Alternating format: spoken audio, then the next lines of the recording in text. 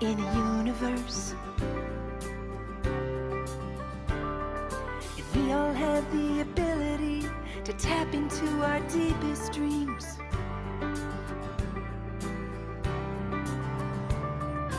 You can learn and grow at your own speed and build a business based on your own needs.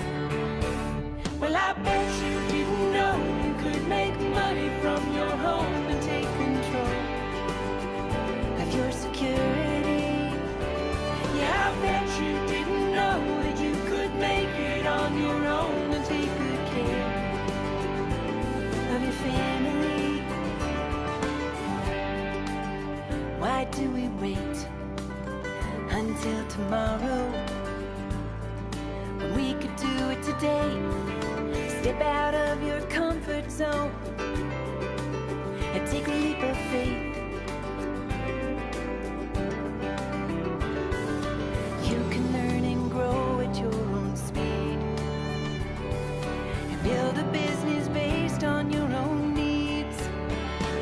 Well, I bet you didn't know you could make money from your home and take control of your security. Yeah, I bet you didn't know that you could make it on your own and take good care of your family. Bedrock bookkeepers rock it from their home. Bedrock bookkeepers make it on their own. Bedrock bookkeepers living in the zone. Well, I bet you didn't know you could make money from your home and take control of your security.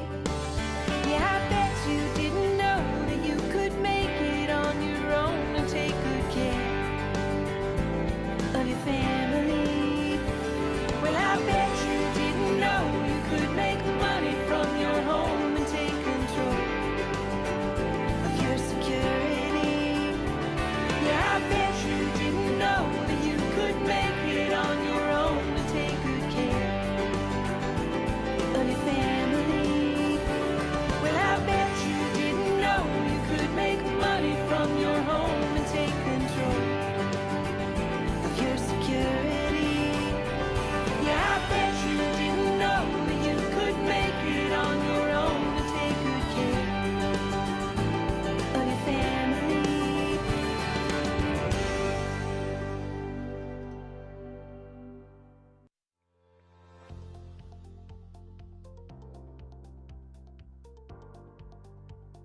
Magandang araw po sa lahat. Ako si Malona and I working as an online accountant and bookkeeper for almost 2 years.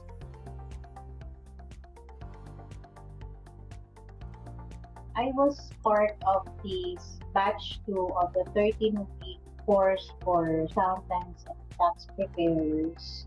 So that was around August last year. And then I have this client which I got from Upwork. The client has a huge problem on her books. So I think of Bedrock. I think of Joe because I know very well that Joe is really genuine, sincere in helping small business owners in the US. So what I did is I told my client to book a call with Joe so that she can directly communicate with Joe and mention about her business, not only cleaning up her books, but Joe can also help her in organizing her financials.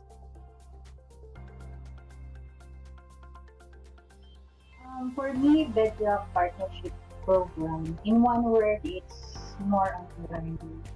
Since I am part of the partnership program, so I learn a lot from Joe directly because we are working on the same client. So working with Joe means lots of learnings about US accounting, about US taxation. So it's learning.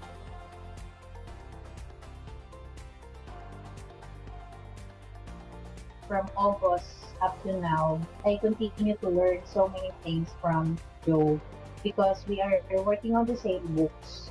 So that means that I learn so many practical things from him. So that's actually one of the precious and most valuable thing that I benefit from Bedrock. I can't believe actually that Joe is mentioning to me that, okay, Malona, let us have a call. So I told myself, what? A free call with him around 30 minutes, 1 hour, or more than 1 hour. So imagine, saan ka makakita ng US accountant na magbibigay sa'yo ng ganun kahabang oras, tapos ganun ka-valuable, yung pinagkukwentuhan nyo, ganun ka-valuable, yung tinuturo niya sa'yo. That is the most precious and valuable thing that I learned from Joe. Humility, and at the same time, the learnings that no one can ever get that from me.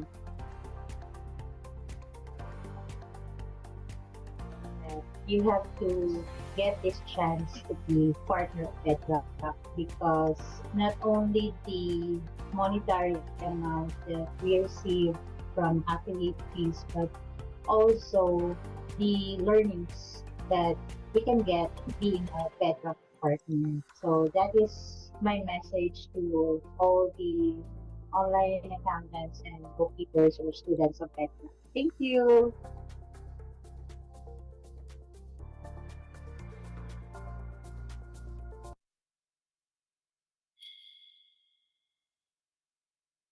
Thank you, everyone, especially Joe, for an incredible US payroll masterclass. What stood out to me wasn't just a technical know how, but Joe's real life insights and advice. It's been both motivating and inspiring, truly a game changer for me.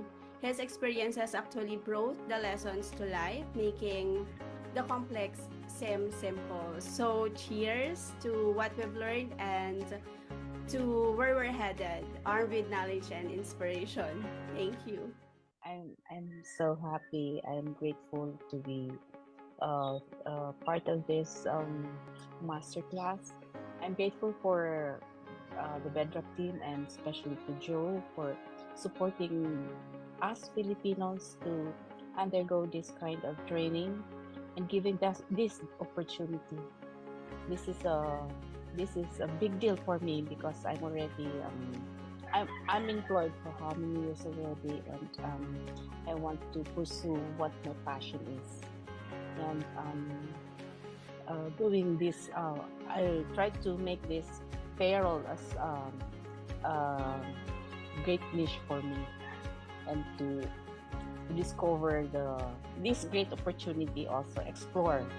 Thank you so much, Bedrock, and I know this is a lifetime support from you. Thank you so much, Joe. I've enrolled in tax preparation before, so I was there at the second jump start, and I think Joe and the Bedrock team, I have learned a lot, and I was recently hired as an email assistant in an accounting firm. So I was the assistant of the owner of the accounting team, and I encountered payroll questions, and here in the payroll course, the information provided was incredibly helpful. I learned a lot, and I thank everyone for that.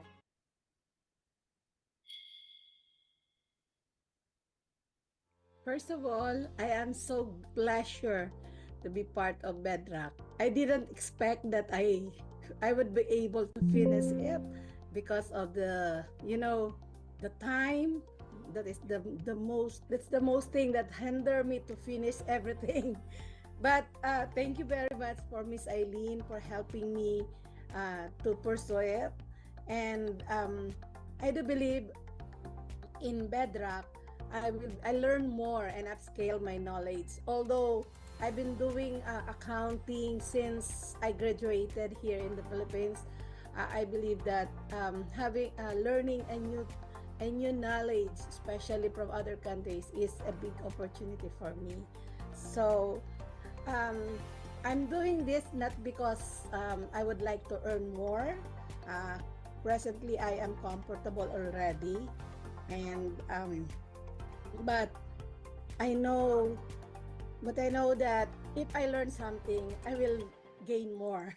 I'm undergraduate college student, and my course is accountancy. I have frustration because here in the Philippines, when you are not graduate, you don't have chance to uh, work in an accounting firm.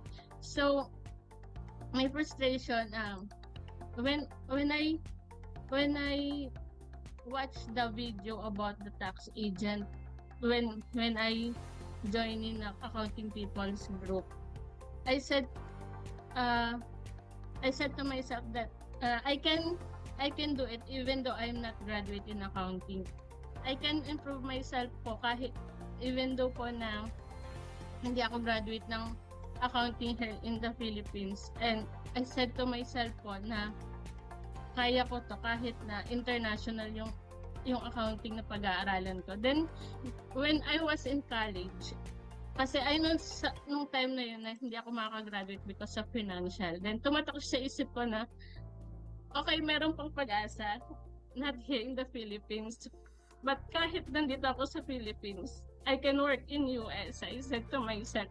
Then, noon, I always checking my online job.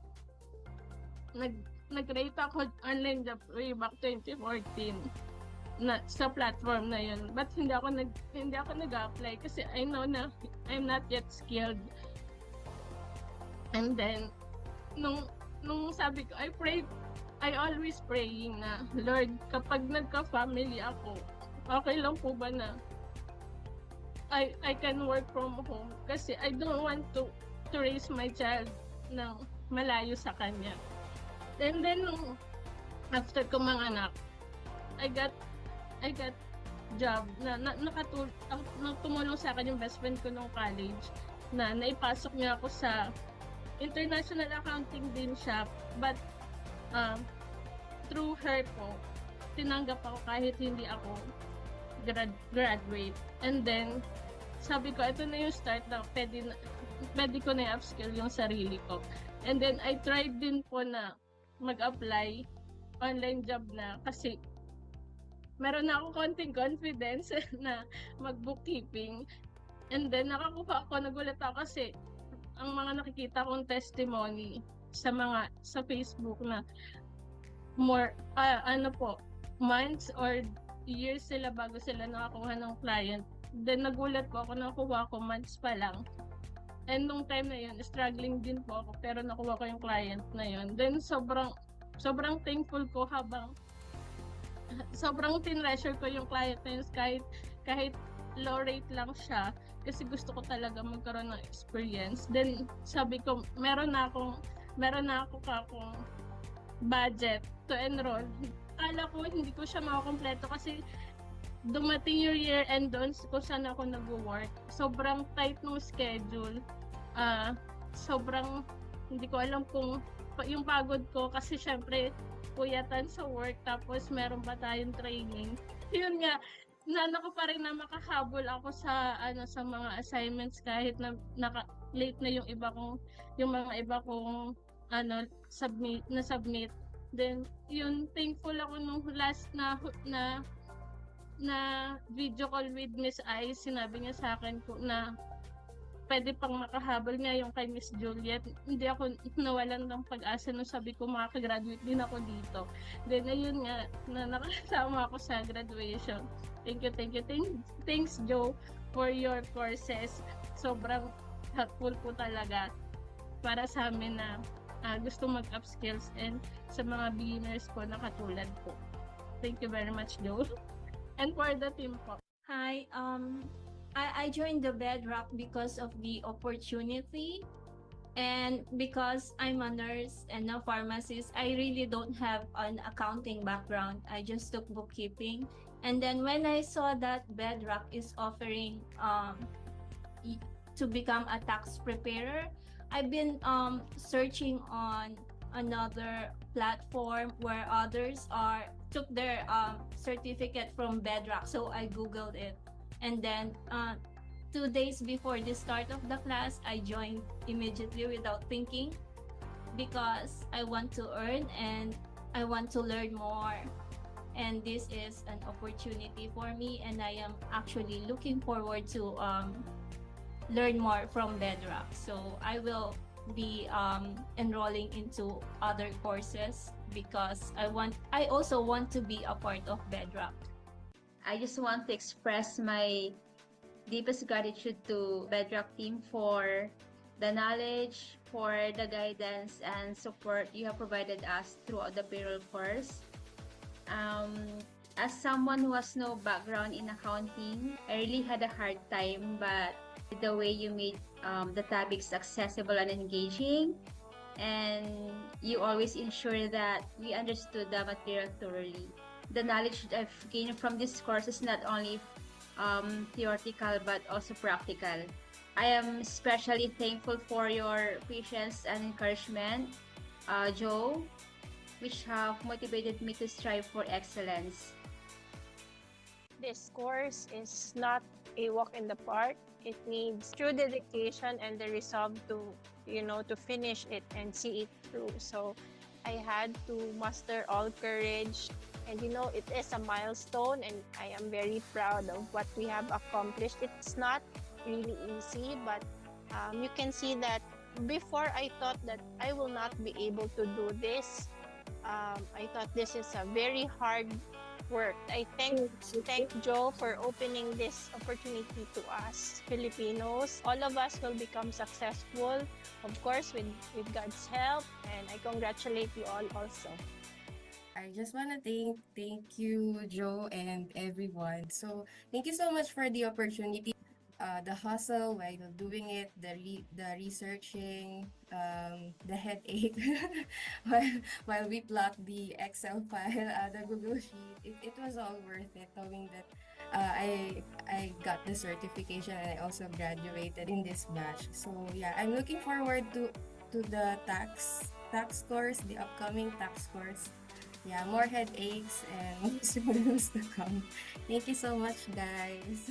One of the things I've learned is to be resourceful and be confident. Even if we don't know, research and ask questions. Thank you for Joe and the Bedrock team for really opening this course to us.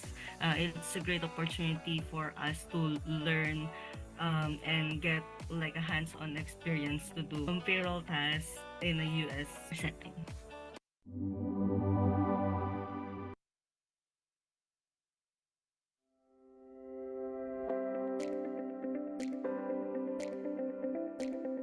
Welcome to the Jumpstart Your Freelance Accounting Career community, a vibrant network dedicated to empowering professionals who aspire to work from home and build successful freelance careers. Our community is designed for accountants and bookkeepers across the Philippines, offering a supportive environment where members can share insights, resources, and experiences. We believe in the power of collaboration and continuous learning, providing access to valuable tools, resources, and expert advice that will help you thrive in the freelance landscape. Whether you're just starting out or looking to enhance your skills, our community is here to guide you every step of the way. Benefits of joining Jumpstart Your Freelance Accounting Career community. Essential tools and resources. Gain access to curated productivity tools and resources tailored for accountants and bookkeepers. Flexible work environment. Embrace the freedom of working from home with guidance on setting up your workspace for maximum productivity. Freelancing basics. Learn how to kickstart your freelance career with tips on client acquisition, proposal writing, and effective communication. Pathway to CPA. Explore opportunities and resources to pursue your CPA designation while balancing your freelance work. CFO skill development. Enhance your financial management skills to market yourself as a chief financial officer for small businesses. U.S. tax preparation services. Discover how to offer specialized services like U.S. tax preparation, expanding your client base internationally. Build your own tax agency. Get insights into establishing your own U.S. tax agency, including marketing strategies and operational best practices.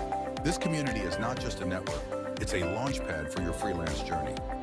Join us to connect with like-minded professionals, share knowledge, and unlock new opportunities in the accounting and bookkeeping fields.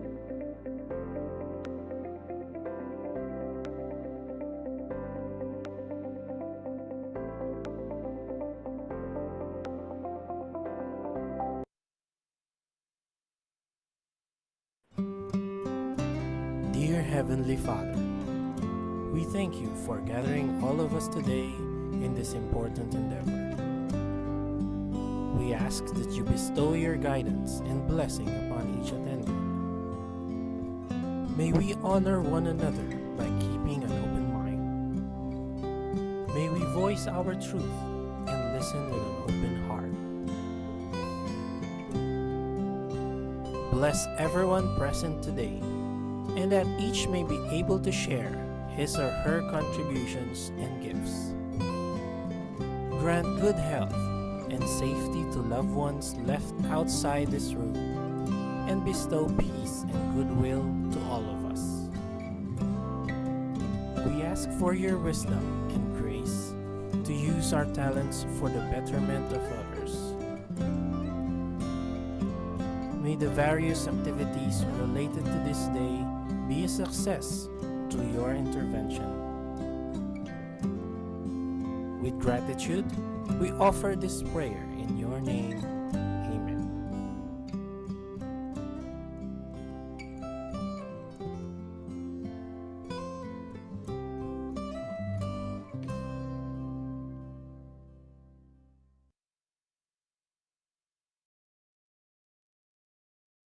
Okay, good morning, Mr. Broughton. I guess it's good afternoon where you are. Thank you everyone for attending another Saturday morning workshop with Mr. Larry Broughton. If you don't know him by now, you really should. He'll give you information on how to contact him on LinkedIn and any other platform. I know a lot of you have connected with him. Larry is a highly successful entrepreneur. He started as actually a night auditor at a no-tell motel, and created a massive hotel empire, and among other things. He's also a business coach. He's my mentor. He's my friend. He's helped me build Bedrock, and I'm sure that he's helped tens of thousands of other entrepreneurs, either directly or indirectly, with his books, with his coaching, with his numerous free webinars that he does. He does a monthly book club. I've seen Larry over the 12 plus years that I've known him just continuously give back and give back like nobody I've ever seen before. So it's my honor and pleasure to introduce Mr. Larry Broughton. Hello, Larry. Hello, Joe. It's so good to see you again. Hello, my friends. Good morning. How's everybody doing? Good? Not so good? No, we're Well, good. good morning, everyone. I hope you guys are well, that you got some sleep last night. Yeah, so it's afternoon here in California. It's actually, what time is it? A little after 5 p.m. And we're having our own struggles here in California right now, in case you haven't heard from around the world. We're having all kinds of wildfires here in our largest city, in and around Los Angeles. And so it's kind of, which is about an hour from where I am. So I've been praying for all those folks up there. Many homes have been lost up there. But that's not why we're here today. What's that, Joe? Again. I said again. Yeah, but this is particularly bad. This is particularly bad because oftentimes these fires will be on the outskirts of communities and they might come in a little bit, but this has been right through Altadena and Los Angeles and Santa Monica and Malibu, and yeah, I mean, entire villages and communities are gone, just gone, Yeah. gone. Tens of I thousands know of a homes. lot of people, as you know, in the Philippines can relate to that, between the floods, Right. all this earthquakes, volcanoes. I mean, Yeah. it's, Yeah. but It's I know heartbreaking. Craig, our friend Craig, was actually had his cars packed Yeah. and he unpacked them, and now I think he's getting ready to pack them again. It's Yeah. just, That's why, Yeah. I feel blessed every day I wake up and I got another Right. chance to make a Right. impact on the world, right, Larry? What do you Right. say? Exactly. Live a life of significance, and we do that one day at a time.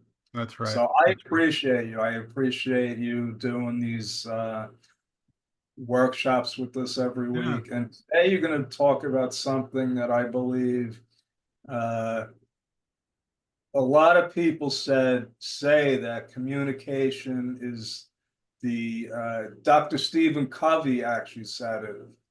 It's probably the key skill that you could cultivate. Right. That's right. That's right. Yeah. So yeah, I want to talk about that today. If you guys don't mind, I'll kind of jump into this instead of me rambling on. Is that okay if I just kind of jump in, Joe? Sure. All right. So I'm going to share my screen and make sure that everyone. Oh, you got to enable whoever is the host needs to enable me to do some screen share.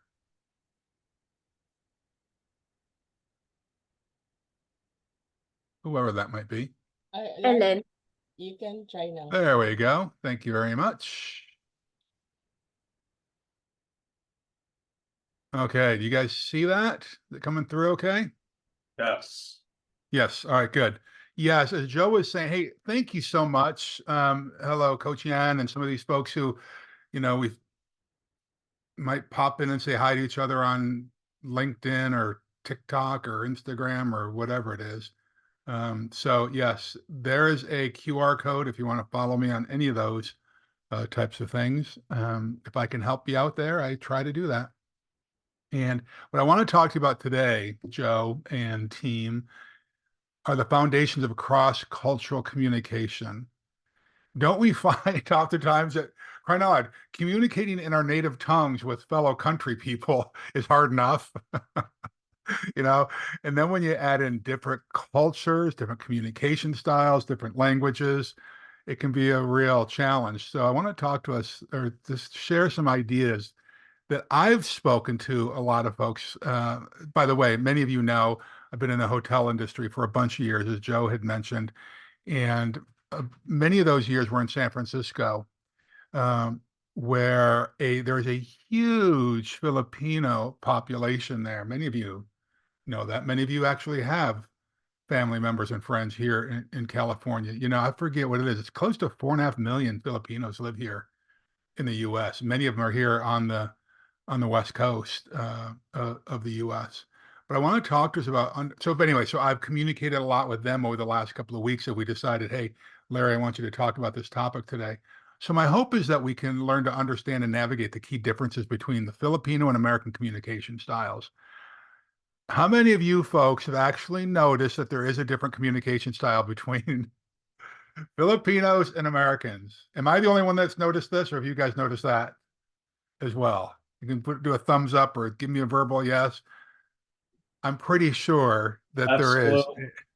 Yes, this is why I was asked to talk about this today, right? So how many of you guys know this guy, Jack De Leon? Anybody heard of this guy? He is becoming quite the phenomenon here in the U.S. So Jake's journey with his company that's called Philip Manila is a testament to the power of embracing your own cultural roots while adapting to a new environment. So Jake is a first generation Filipino American immigrant. He grew up helping his family prepare and sell Filipino foods and delicacies, which instilled in him this deep connection to his own heritage, as well as his entrepreneurial spirit. Here in the U.S., we have this term called immigrant grit. I don't know if has anyone ever heard that before. Here, immigrant grit, we find there are a lot of Americans who, frankly, are, I'm just going to be honest, are lazy and a little bit entitled because they don't know how hard people have to work in order to be, quote unquote, successful or to start a business. And many immigrants come here to the U.S. and they tend to thrive because they're used to hustling. They're used to fighting for the things that they want. They're used to sacrifice. And so they tend to come here and do really well. Well, during the pandemic, when it hit in 2020, Jake's business was closed down, the business that he was running, right? And so what he did is he went back to the basics and said, okay, how can I bridge this gap? I love my heritage. I love the entrepreneurial culture here in the US. I've got this foot in both camps of understanding communication styles. And so with just 1,200 US dollars and his family recipes, he launched this company called Manila. And because he understood these differences in communication styles and capitalizing on those, he had, I don't want to say instant success, but really good success. He went from $6,000 to $50,000 to $400,000 in revenue in just 2 years. Now, you folks see business revenue for small businesses, right? I think we can all admit that that is pretty remarkable, isn't it? Right? In just 2 years. And so he was able to do this by navigating the differences between the two cultures and communication styles. Number one, he adapted his product presentation to appeal to the American consumers while also maintaining this authentic Filipino flavors in all of his products, right? He didn't compromise on that. He was going to be really super clear on that. Secondly, what we might want to do is mute your microphones if you don't mind, because we're getting some feedback. Secondly, I think is that right? Number one was adapting his product. Secondly, he really super clearly articulated the unique value of the Filipino cuisine to potential investors and to retailers. And he addressed this lack of representation in grocery stores. As I said earlier, we have almost 4.5 million Filipinos here in the US, lots of Filipino restaurants, lots of Americans love the Filipino food, but there wasn't access to the products, right? How many people have heard of the TV show, the US TV show called Shark Tank? They have a version of it in the UK. They have a thing called Dragon's Den in Canada, but it's all the same concept. Has anyone heard of this show before? Yes, I see some heads nodding. Good. All right. So how many people have the courage to go on a TV show like Shark Tank? It's pretty intimidating, isn't it? I mean, when you think about this, well, somehow he tapped into this American culture of self-promotion and decided, I'm going to try out for Shark Tank. Okay. And so balancing the Filipino emphasis on modesty with this American expectation of self-promotion, he pitched his company on Shark Tank. And his ability to blend the cultural perspective from the Philippines allowed him to grow Manila from just one store to about 2,500 stores nationwide here in the US. And then his appearance on Shark Tank, he did so well, still being modest, but balancing that with the desire and the need to self-promote his business. He was able to get a $250,000 investment on Shark Tank, which is huge, right? If you're doing $400,000 in top line revenue, right? And we know that it's only kind of in the food products business, it's only a couple percent margins on the bottom line. To secure $250,000 investment is really good, right? And so by leveraging his bicultural background and the understanding of both the Filipino and the American markets, he was able to get this investment. So it's happening, my friends. It's happening, right? So, which brings us to today's presentation.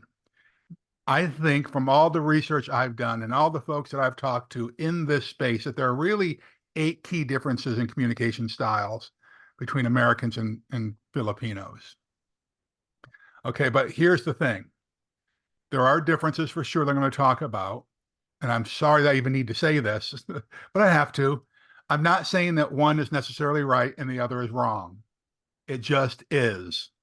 All right. And if we take one of my mantras that reality is our friend, and instead of getting resentful about that there are differences, you say, okay, well, we're different, so let's figure this thing out.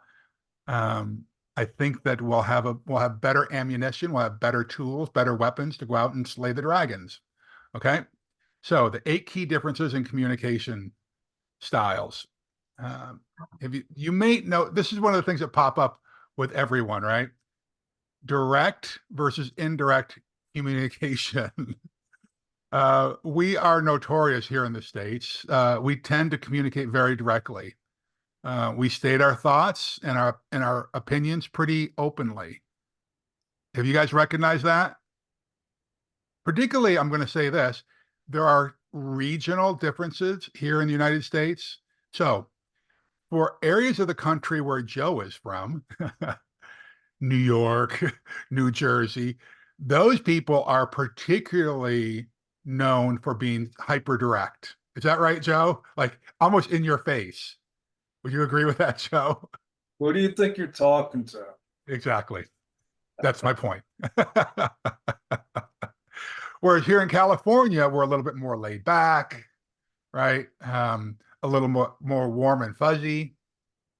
So, but there are regional differences. But all in all, when you look at the entire population of the U.S. compared to many countries in the world, we are considered to be very direct. Whereas Filipinos are often indirect in their communication style.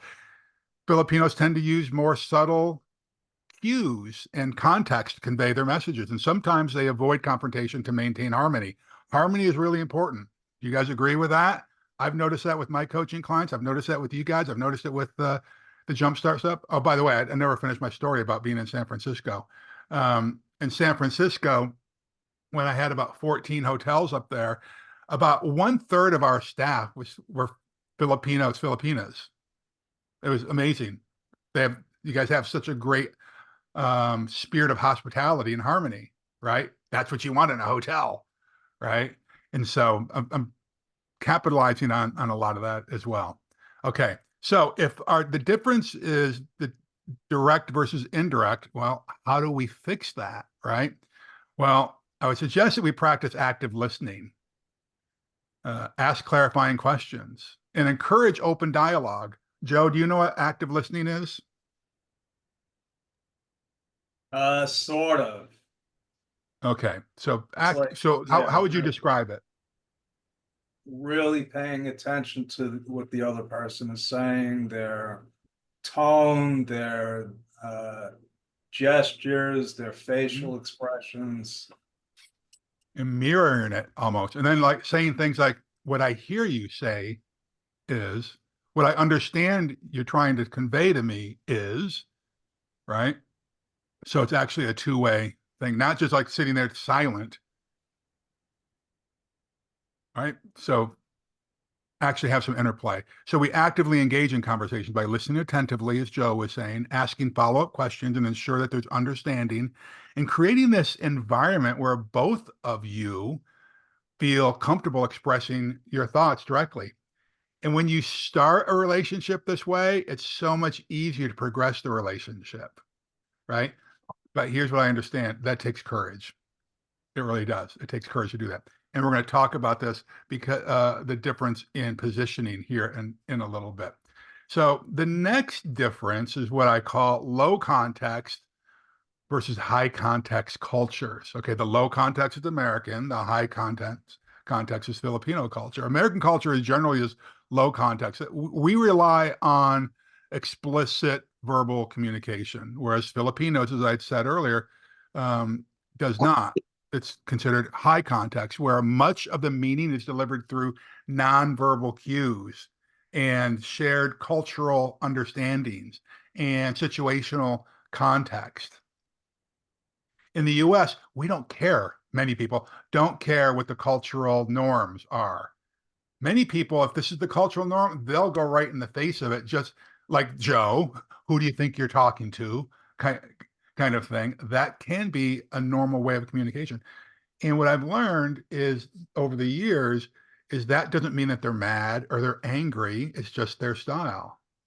Right. And if you've heard a variety of different languages, there are some languages, like I've been to a lot of countries, there are some languages when it hits my ear, it sounds like they're angry. It sounds like they're aggressive, but they're really not. Right. And so that is from person to person. But if we have a low context versus high context cultural difference, what do we do about that?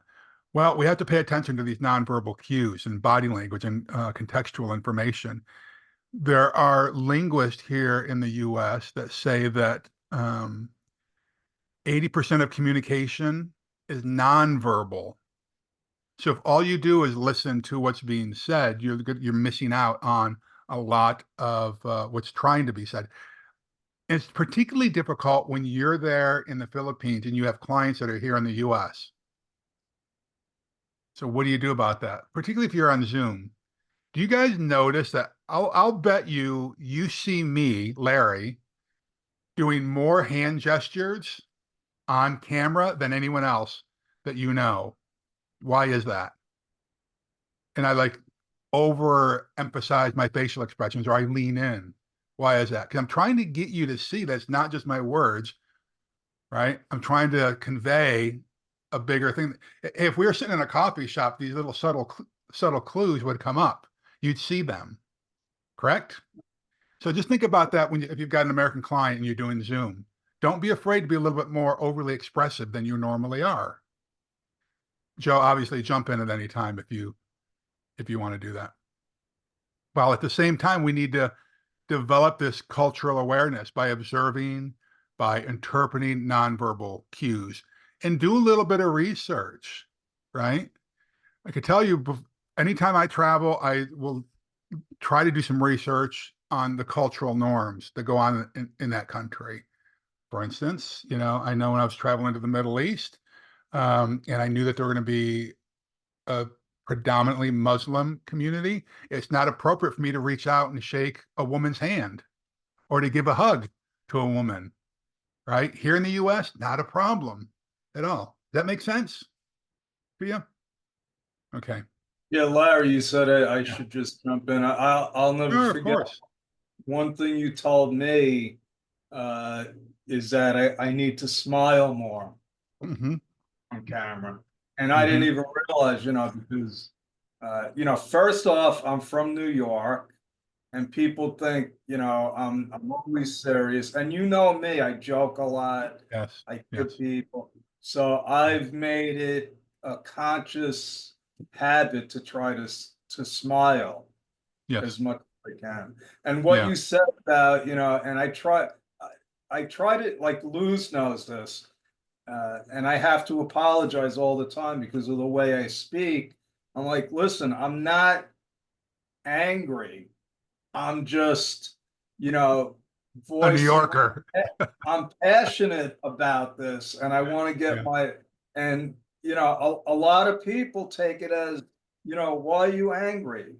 Yeah, And right. yeah, so even when I'm talking like that, I try to say it with a smile. Yeah, that's good. Now, why do I have a picture of an iceberg on this one? Well, the reason is, like an iceberg, you only see the top 20% of the iceberg. The rest of it is under the water, right? This is a problem when it comes to our communication style. We need to remember, okay, I might be hearing 20% of the words, but what about the other 80%?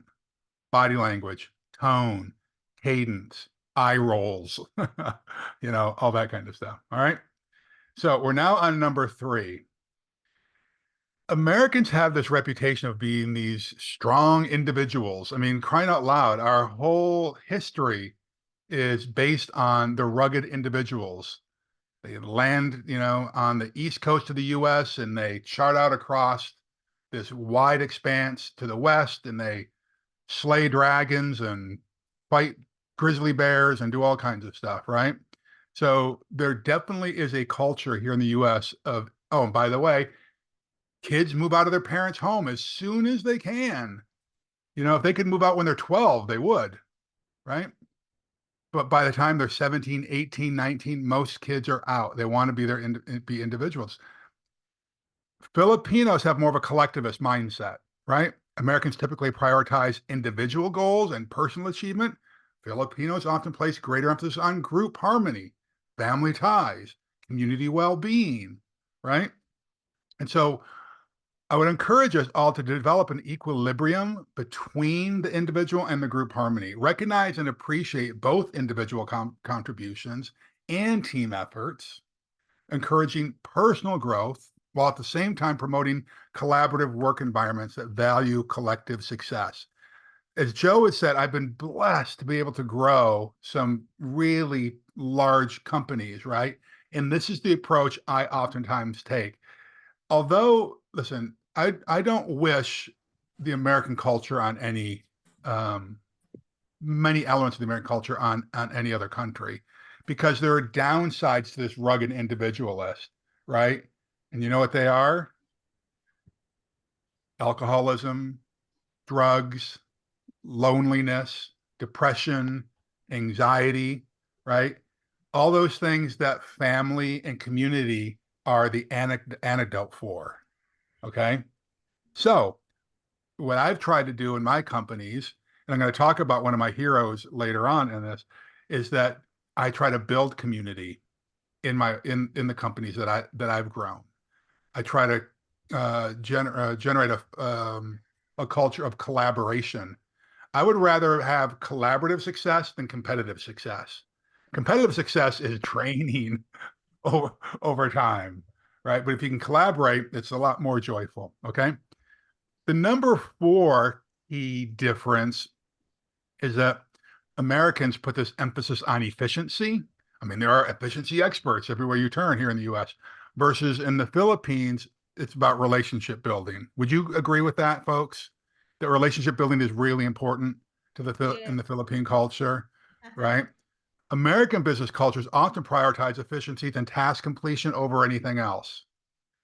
That's why Joe's probably got checklists for things, right? Did this get done? Did this get done? It's always about finishing things. In the Filipino business culture, they tend to place high value on building and maintaining relationships, which take precedence over this immediate task completion, right? And so, in order to combat that, I would suggest that we allocate time for both. Allocate time for task completion and relationship development.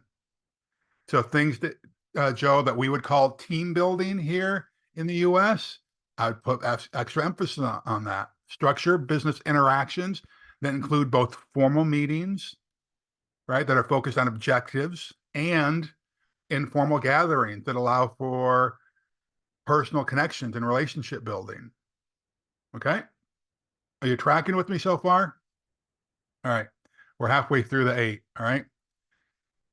This is one that we started to touch on a little bit earlier. So number 5 of the 8 key differences is Americans are known to be confrontational versus harmony seeking in the Philippines, right? Generally, and I'm not saying the one is right or one is wrong, but you certainly get different results, right? This harmony seeking approach to conflict, I think, brings a more joyful result, but it tends to take longer, right? Americans are generally more comfortable with this direct confrontation, open disagreement in professional settings. There are CEOs, there are business owners who say, I want you to disagree with me. I want you to challenge my suppositions. If you don't agree with me, I want to hear it. That's how we're going to grow. My experience, because keep in mind, I also have another company that's called Hire My VA, where we take Filipino VAs and place them into US companies. A lot of Filipinos are not comfortable. No, Mr. Larry, I can't do that. No, Mr. Broughton, I can't do that. Right? He's the boss. She's the boss. I can't do that. Many Americans want that. As long as it's well thought out, as long as it's done respectfully, right? Joe, do you have anything you want to add on to that?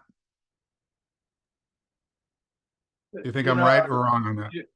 Oh, absolutely. I don't need yes people, because I'm smart enough to know that I'm not that smart. I'm good at a couple of things. Yeah. And I'm really not good at a lot of things. And that's why, you've taught me to surround myself with people like Luz. Right. And Luz, knows me, and she knows how to disagree with me and let me know. And Catherine And, you know, it's a blessing. It's a blessing. It is. It is. Like Now, you said, it was difficult to get them to not agree with me. Yeah. It Yeah, was I wouldn't suggest you just disagree for the sake of disagreeing. Right, that's not helpful to any. It's That's more not like, helpful. so what they do, what Luz does is say, you know, Joe, I think maybe we can do it this way. What, you There you know, go. it comes There as you like go. a suggestion rather than, and then I got to think about it. It was like, you know, I never thought of it that way. That's right. Yeah, That that's the way to do it. it makes all the difference because I'm seeing it from my point of view, Yes, right? I'm that's not right. seeing it from like my students' point of view, Hmm. Right, right? So that right. feedback is invaluable. Yeah. And when it comes to this, I would highly recommend that if you see a problem with a client's business or with Joe's business, instead of saying, "Hey, that's a problem," say, "Hey, that's a problem, and here's one or two ideas on how we might be able to fix it." That's oftentimes very helpful as well. That way you look like a problem solver, okay? Now, when you take a look at this picture that I've got here, there's a reason I've got this here, right? Because it can feel like, let's say you're standing on one side of this cliff on the left, and you need to get over there onto the right. When you've got someone who's got a confrontational style of dealing with conflict versus somebody who's got a harmony-seeking style, how the heck do you ever get across there, right? Well, I would say that we build a bridge, right? You have to encourage constructive feedback while maintaining respect and politeness. It's not one or the other, right? It's not like I'm going to be super confrontational. Listen, I've got to offer feedback while being respectful and polite. So try to create a culture of open communication where feedback is given and received constructively. I would suggest that we use tactful language and take into account cultural sensitivities to maintain these really super positive relationships that we all want. Okay. All right. We're now on number 6 for bringing it home. Okay. This drives a lot of American business owners and entrepreneurs a little bit nutty. Okay. We tend to be time oriented versus a lot of cultures, including, the Filipino culture, of this flexible time concept. Americans typically adhere to really strict schedules and timelines and date oriented goals, and we view time as this limited resource. Okay. Whereas Filipinos often have a more flexible approach to time, valuing social obligations and relationships over these rigid schedules that a lot of American business owners have. Oh, I see people chuckling. That must have hit somebody's funny bone. All right. All right. So, to fix this, so that's, by the way, that's a rubber band around a clock, in case you're wondering. To counter that, I think we need to set clear deadlines while allowing some flexibility. Okay. Establish specific timelines and expectations for your projects and to get your projects completed, but be willing to accommodate with reasonable adjustments when needed. Recognize the value of both punctuality and adaptability. All right. If you notice, there's a theme here, right? One is we got to get outside of our comfort zone on one side, and the other side is don't be so rigid, okay, to the norms. All right, number 7. This is a hard one for a lot of us. A lot of Americans are viewed as being, I don't know, a nice way to put this, full of ourselves, pompous, self-promoting. There's a concept here in the U.S. Where people get famous for being famous. They have no talent, but they can build this Instagram following. The first one that comes to mind for me, Joe, do you remember Paris Hilton? Do you remember her? Of She was one of course. the heirs to the Hilton hotel family. Do you remember, like, people say, why is she even famous? Kim Right? Kardashian. That was the next generation. Exactly. Yep. Zero talent that we can see now. They have talent of building their own brand, for sure, right? But now, and many Americans are, we are self-promoters, right? And you guys have heard me say this in the Jumpstart events, if you're not going to sing your praises, who is? We have to like be a little less modest in some situations. But the truth is, we have Americans who tend to be easily self-promoters and Filipinos who are much more modest. And that those can sometimes conflict, right? So I think the self-promotion and highlighting of personal achievements are often seen as necessary for career development and career advancement, right? The Filipino culture generally values modesty, and individuals may be a little more hesitant to boast about your personal accomplishments. Just the conversations I've had with you folks when I'm there in the Philippines, I know how hard it is for you to, talk about your achievements in the past. Okay, so I would encourage sharing of accomplishments in a balanced, team-oriented manner. Foster an environment in your businesses and your organizations where individuals feel comfortable highlighting their achievements within the context of team success, and emphasize how personal contributions benefit the group as a whole. Okay. And now we're pulling up on number 8, 8 of 8. Okay. This one it's not just the Philippines, but certainly most of the US goes on a first name basis, with the exception of like political offices or doctor. Like, so if you're a congressperson, they might say, Congressperson blankety blank, or secretary blank, or doctor this. Other than that, it's usually a first name basis. Now, again, this is a regional thing. There are some, like New York, again, is a little bit more formal than California. I still know business people who are CEOs in New York, and they want to be called Mr. Brandman, right? And he expects me to call him Mr. Brandman. I ain't calling you Mr. Brandman, Steve. Okay. So we got to be aware of that. So these are called honorifics, right? And the Filipino culture really not conforms, uses honorifics, right? Americans typically just use the first name in professional settings, regardless of our age, regardless of our status. I've been at the Jumpstart events where some of you wanted to call me Mr. Broughton or Mr. Larry. And what did I say over and over again? You can call me Larry. That's fine. You can call me Larry, right? Whereas Filipinos, you guys use honorifics and titles to show respect, especially when addressing old people like me and Joe, right? Or if we're in positions of authority. So what I see, I got Larry, Mr. Broughton on here. So what do we do in these cases? Well, I would suggest that in the early part of the relationship, you just clarify, I'm so comfortable with this because I've got so many different nationalities working in the companies and in the industry that I'm in. If I prefer to be called Larry, I will just set it out right from the gate, right from the get-go. Oh, you can call me Larry. That's fine, right? But what you can do when you have a new client, say, how would you like me to refer to you? By your first name, by Mr. or Ms. or Mrs., and just get it out there. Just part of remember last time I think we talked about onboarding of clients? You can talk about it then.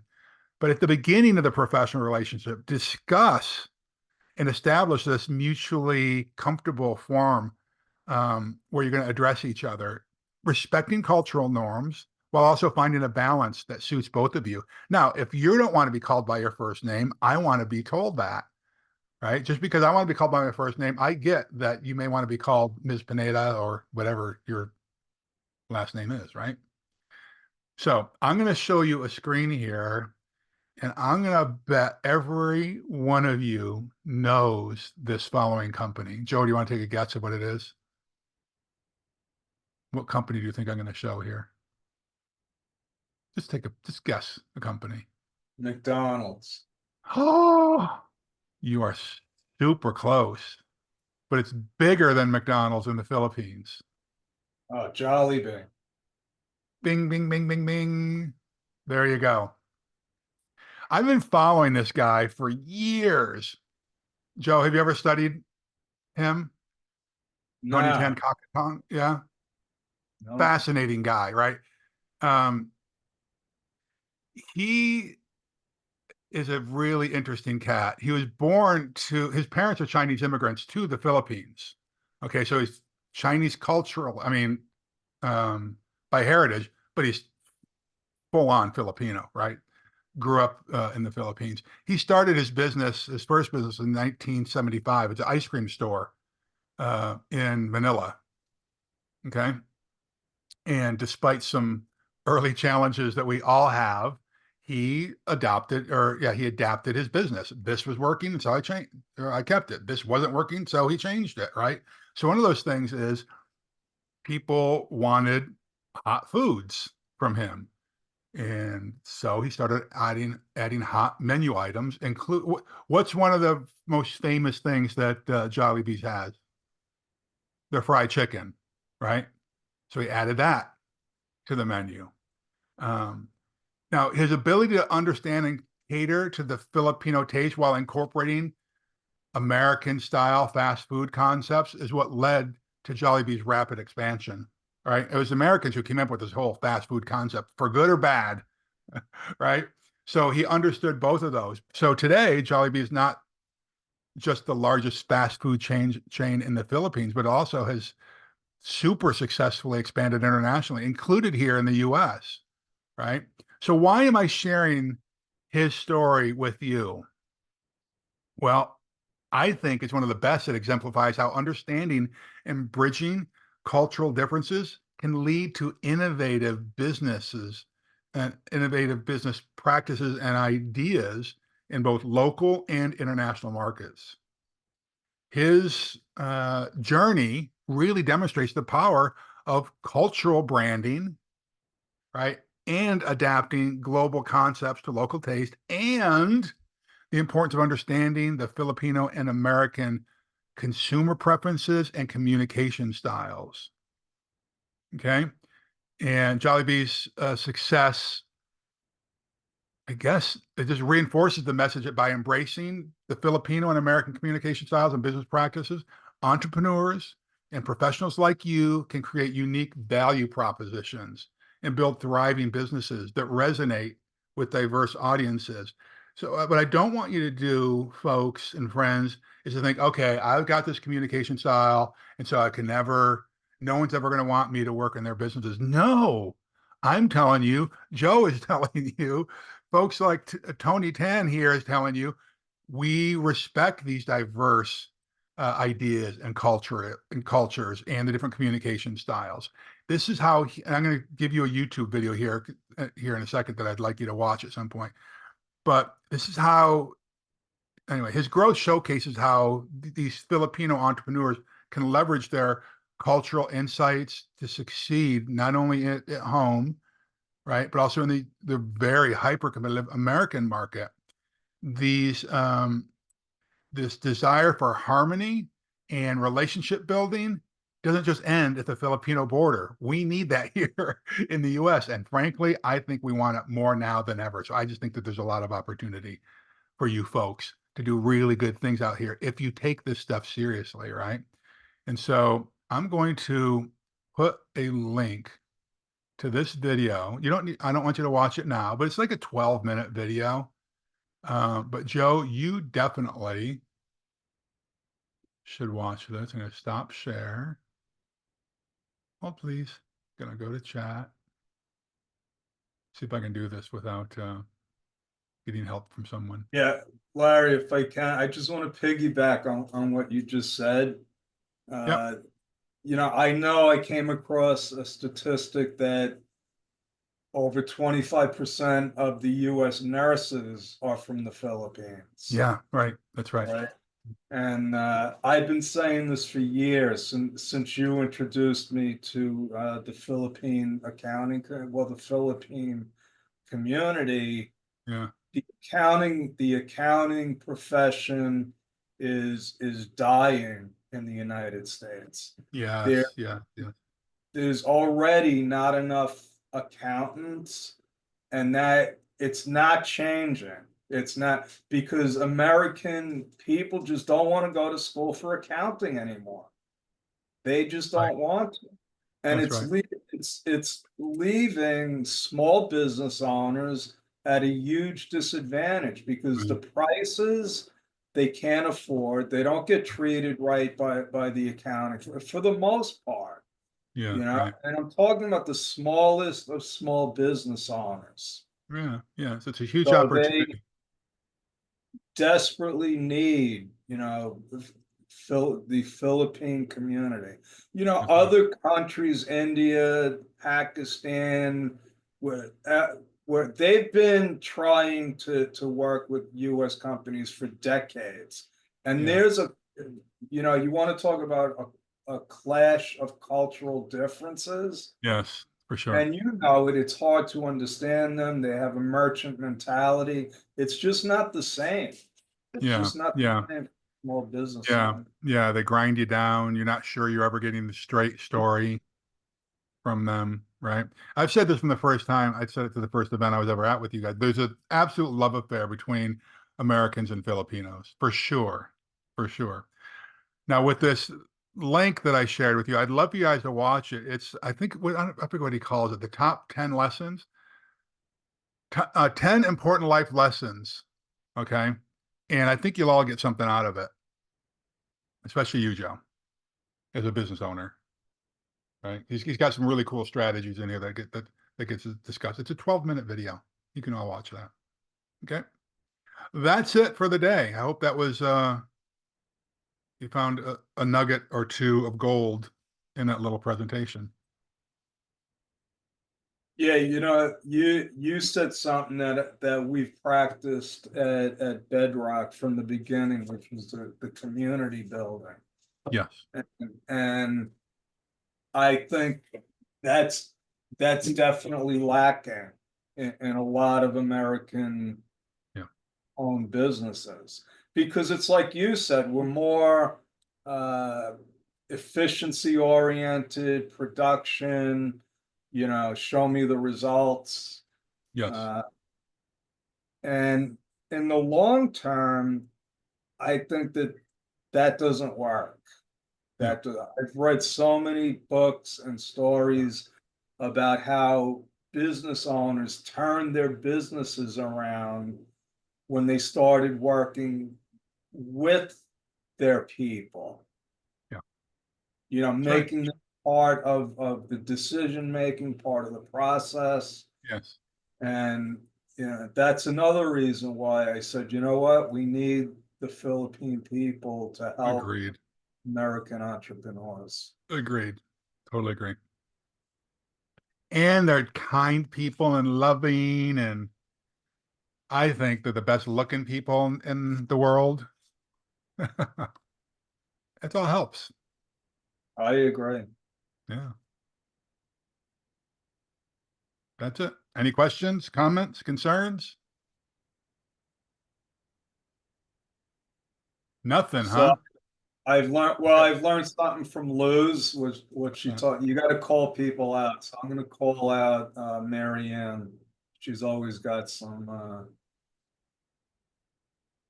good Yeah. comments.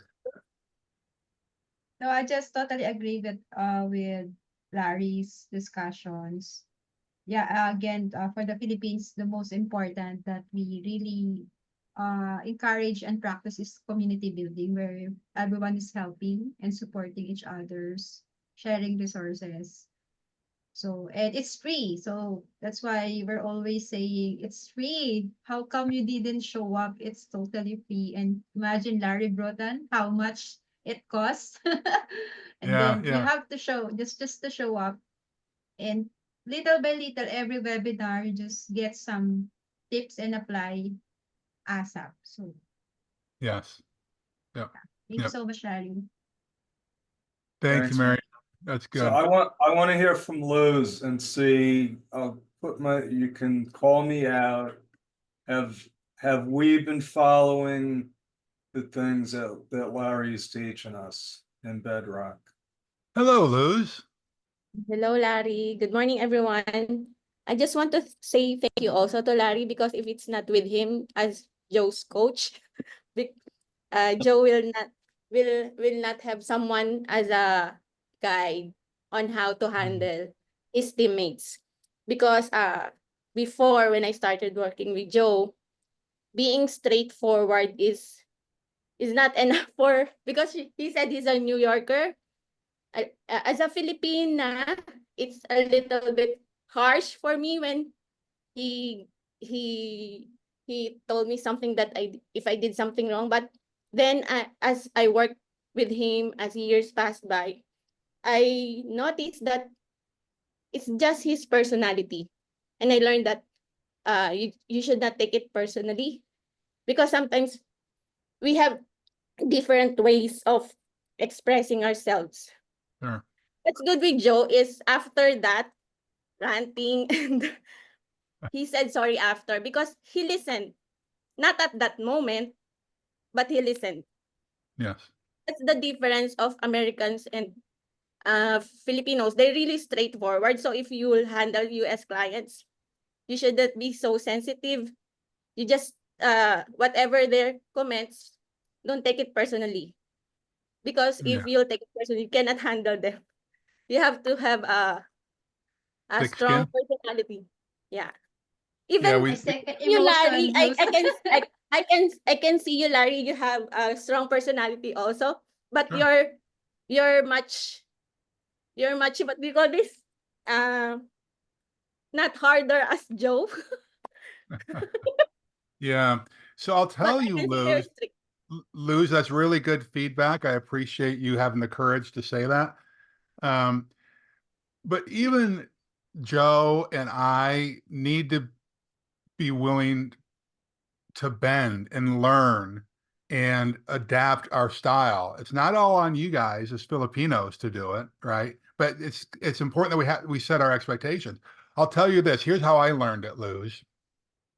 You've seen me in person. I'm a tall Yeah, person, right? very And I used to be much bigger, right? I used to be much more muscular, right?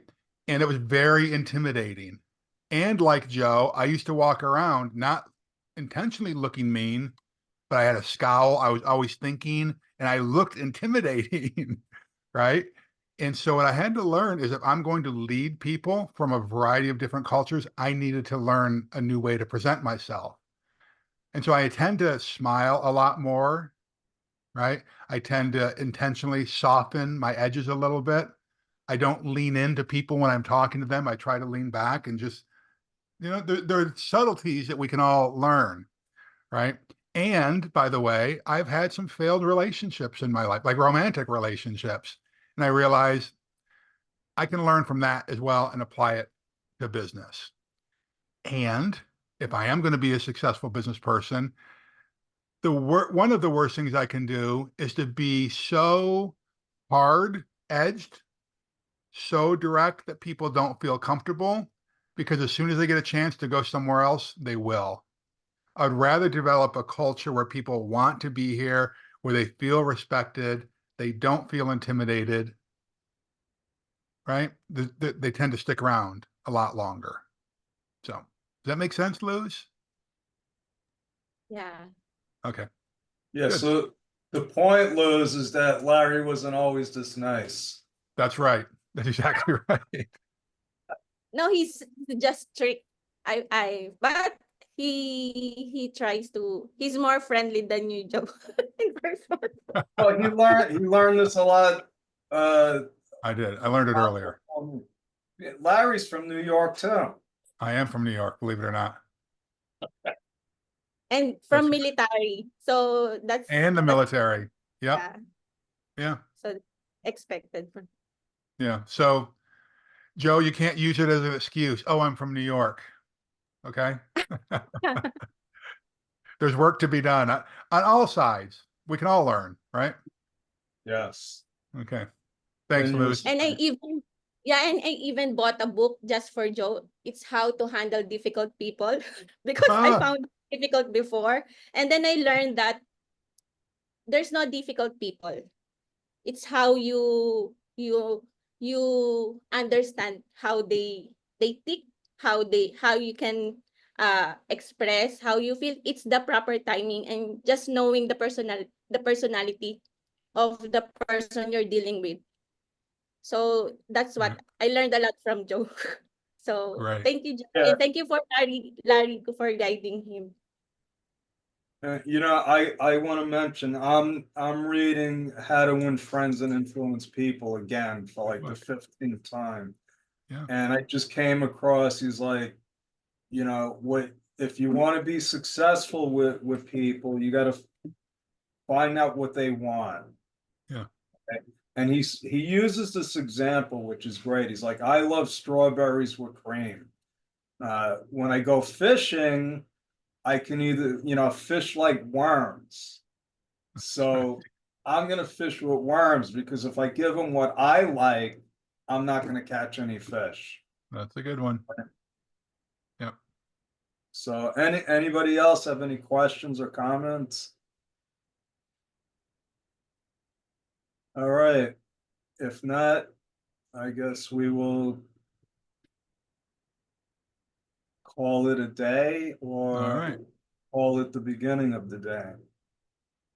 And God bless right. you all. Have a great weekend. Thank you again, Larry.